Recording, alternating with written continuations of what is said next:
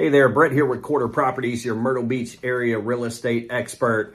And today I want to hop on here and just talk a little bit about closing and what happens at your final walkthrough. And really, more importantly, what your options are if you go to your final walkthrough and something's off, like something's not right with the home. Maybe there was a repair addendum item that was supposed to be fixed that wasn't completed, or it wasn't done right, or if there's just something totally off, something happened during the move out process. So I just want to talk to you about your options if you show up and something's not right before closing. But before I hop into that, just to set a couple of expectations about the closing process, because every state is different. Here in South Carolina, we typically do our final walkthrough either the evening before closing, if you've got, say, an early morning closing, or if you've got, an afternoon closing, maybe we'll do it at 9 or 10 in the morning, something like that. But when you show up for final walkthrough, the expectation here in South Carolina is typically for the seller to have everything out of the house, okay? So you don't do a final walkthrough before the seller has completely got all their stuff out of the house. And they will have cleaned the house, okay?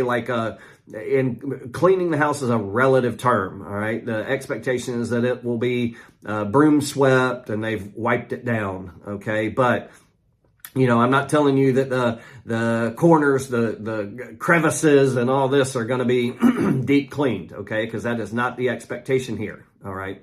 So typically you're going to do your final walkthrough the afternoon or the morning of, and then you'll go to signing, and then you usually will get keys within a couple of hours and get access to the property within a couple of hours, because you get access here in South Carolina once the property records on file. The deed is recorded with the county. Okay, so that's kind of how it works here. You do not sit across from the seller of the property and exchange money for keys.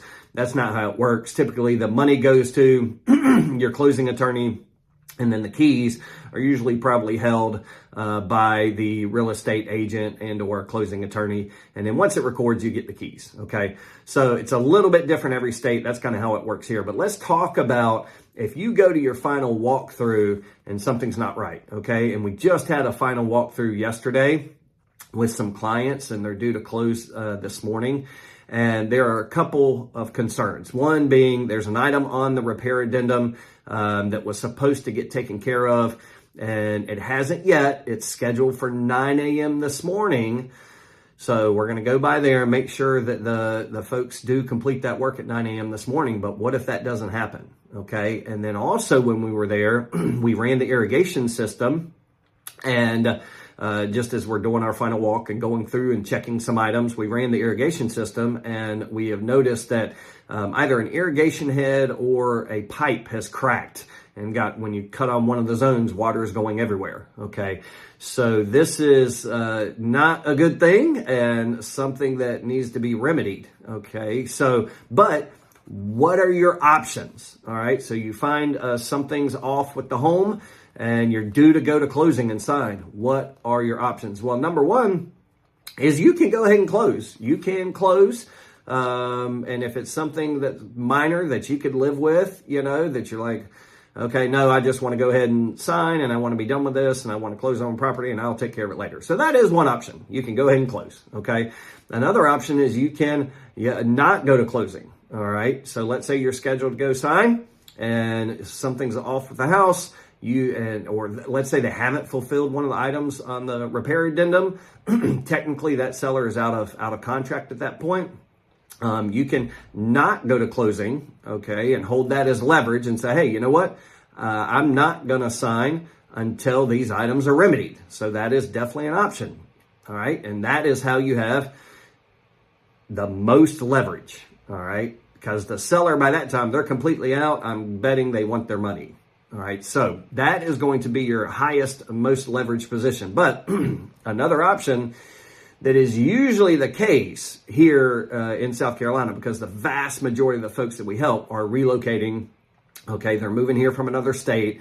They've got furniture on the way. They've got appliances scheduled. They've got all kinds of things scheduled to start happening in their new home. And if they were to hold off closing, then that would just cause a lot of issues. All right. That would be a big pain.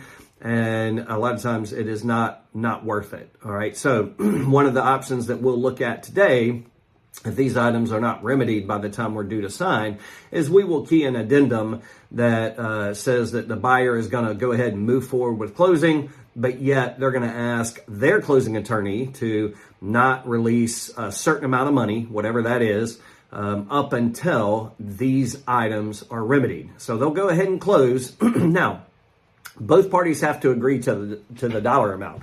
We may pick a certain dollar amount, says, okay, well, we need this amount held.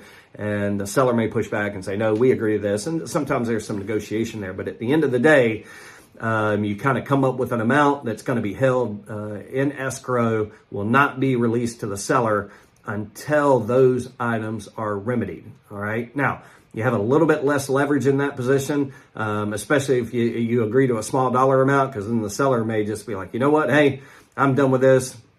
They can keep that credit and handle it themselves. So as a buyer, you want to protect yourself and just make sure you get a hefty enough dollar amount secured in escrow to ensure the seller actually follows through on that item or two that's left remaining. So those are some of the options you have if you show up for your final walkthrough and something is off. All right.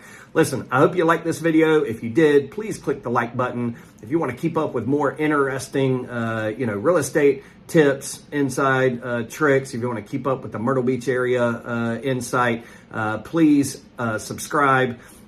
If you want to shop the latest listings, the newest listings that have come available, we got the easiest way to do that right there in the details. You can click on a link there to shop Myrtle Beach area real estate listings. If you're interested in keeping up with your home value, we've got a link there for you to do that. Or if you just want to chat, if you've got something going on, you want to chat about real estate, buying and or selling in the Myrtle Beach area, my phone number is there and my email address is there, and we will be talking to you soon. Hey there, Brett here with Quarter Properties, your Myrtle Beach area real estate expert. And today I want to hop on here and just talk a little bit about closing and what happens at your final walkthrough, and really more importantly, what your options are if you go to your final walkthrough and something's off, like something's not right with the home.